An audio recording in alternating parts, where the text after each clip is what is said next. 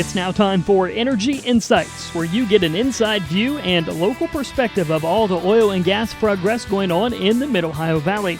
This program is brought to you by the Southeastern Ohio Oil and Gas Association and can be heard every Saturday at 9 a.m. on WMOA AM 1490, FM 101.3, JAWS Country FM 100.9, and ESPN Radio AM 630 and FM 92.9. Here's Johnny Wharf, your local host. Energy Insights on a Saturday morning, and another chance to catch up with good old friend Don Huck with Artex Oil, and maybe for the listeners talk a little bit about the trade show as an association, what you guys try to do, when you put these on. I know it's been a couple years, right?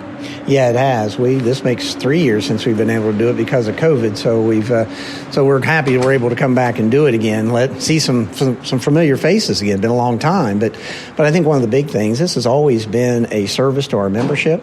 Our spring meeting a lot, we try and get into a technical type of talks.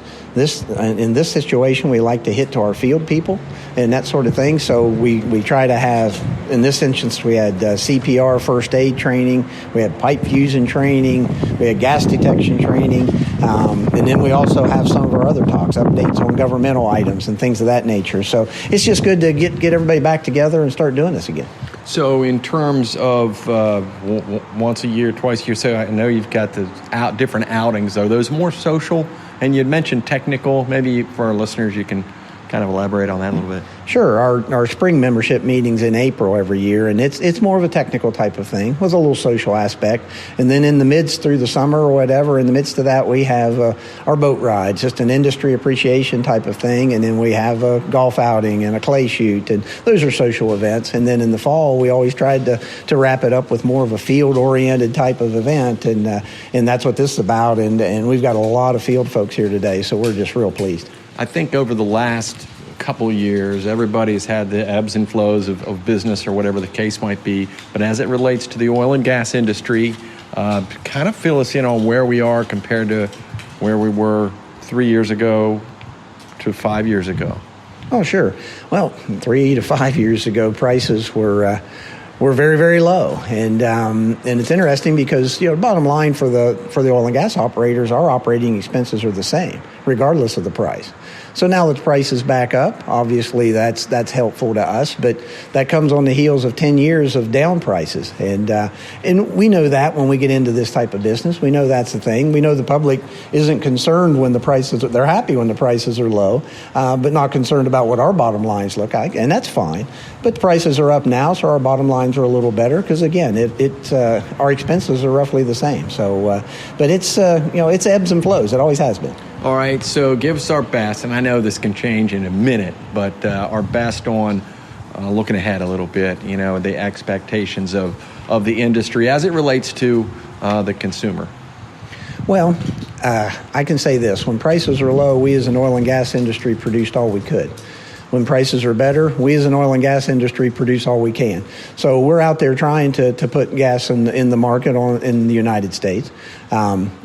We wish there was a lot more infrastructure. That would be helpful to get gas to market and that sort of thing.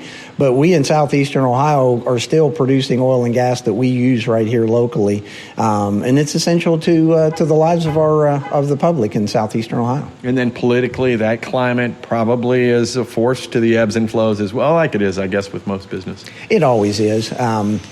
The part for oil and gas companies is trying to have just a solid base to work off of, a stable market to work in, or a stable set of regulations to work under. And when that starts to fly around and change and be volatile, it's real difficult for oil and gas companies to invest long term because dollars we spend today are here for the next 20 or 30 years in terms of an investment. So right. So you can't just go out and say, okay, I'll do it on Monday because I'll get my money back on Tuesday. We have to know we have a stable business climate and a stable regulatory climate. All right. I'll just say I'm glad Don Huck's a friend and a neighbor, and I'm glad Artex Oil's here in our community. I appreciate what you do. No problem. All right. That's Don Huck, and this is Energy Insights brought to you by the Southeastern Ohio Oil and Gas Association. Dang wind. Okay. No, that's no problem. I figured that. Energy Insights on a Saturday morning. Pleased to be joined again by Don Huck with Artex Oil Company. And for the listeners that aren't familiar with Artex, just the nickel tour, I guess, on the history of this local company. Sure. Artex Oil Company's actually been around since 1960. Has always had some operations in Ohio, West Virginia, that sort of thing, as well as other parts of the country, but mainly an Ohio operator. We've been quite active in our drilling since the late 1990s. We drill wells every year, conventional wells. So good markets, bad markets. We try to forge ahead and drill additional wells. Some years more than others, but we're always active in Ohio. Okay, I know you didn't get in 1960 unless you got in when you were 2, but talk a little bit about how when you jumped in and how you got involved. Sure. I've got 2 brothers that are petroleum engineers. So I'm the youngest. So as I came along, I got to see it firsthand, and I always say it's the only paying gig I've ever had. It's just I saw it, I liked it, and been doing it ever since I've been an adult anyway. So that's how I got into it, through Marietta College, being a petroleum engineer and that sort of thing. All right, and then involvement, former president of Southeastern Ohio Oil and Gas Association. Talk a little bit about the importance of a business like Artex to get involved with the associations and the political climate and trying to help move the needle for the industry.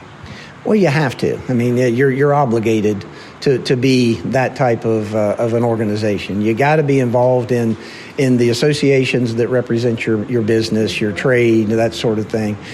We've always got to do that. So one, we know what the regulatory climate looks like. We can monitor those things. We can react to them. Hopefully react to them on the front end instead of on the back end. But we always have to be cognizant of that stuff. And if you're not part of the association or not part of the organizations that represent your memberships and that sort of thing, you're missing out on it. We have an obligation to be that. All right, and as far as the association, we're talking Southeastern Ohio Oil and Gas Association, but also involved at the state level and beyond, or how's that work? Yes, Artex is involved in the Southeastern Ohio Oil and Gas Association, the Ohio Oil and Gas Association. So we do things on both ends. Try and keep an eye on things. Both associations try and keep an eye on things at the State House, and that sort of thing. So we always try and be engaged, so where we just know what's coming next, so we can react to it. All right, final question. Don Huck is our guest, and he's with Artex Oil. But Artex Oil Company, think about when you got in to the business. What is the most surprising thing? We're sitting here, doing basically an interview over a phone. So, I think about when I got into the business, this would be unheard of. But talk a little bit, maybe the craziest thing that you would have never guessed would have happened in the industry. Well, I think technology. It's incredible. When the computing power came around, seismic. We use seismic all the time. You had 2-dimensional seismic. Well, that's in one direction, right along a line.